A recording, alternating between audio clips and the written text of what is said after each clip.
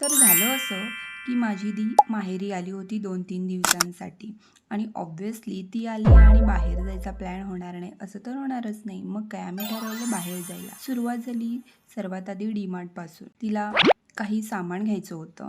Shampoo, face wash वगैरे आणि मग काय मी पण तिच्यासोबत माझी खरेदी केली. मलाही काही-काही वस्तू घ्यायच्या होत्या. तिने थोडेसे ड्रेसेस वगैरे बघितले.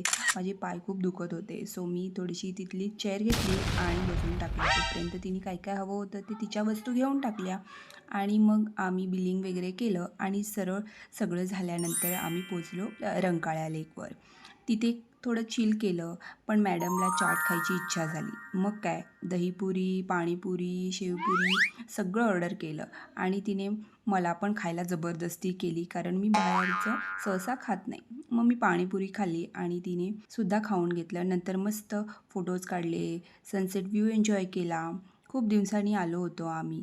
1 वर्षाने तरी आम्ही रंकाळ्यावर आलो होतो. खूप पीसफुल वातावरण होतं आणि नंतर शेवटी आम्ही इथल्या चौपाटी मंदिर गणपतीचं आहे, तिथे बाप्पाचं दर्शन घेतलं आणि ऑटो पकडून घरी आलो. घरी आल्यावर मला एक पार्सल रिसीव्ह झालेलं. नेल्स ग्लू मी मागवला होता आणि असा होता माझा दिवस. बाय.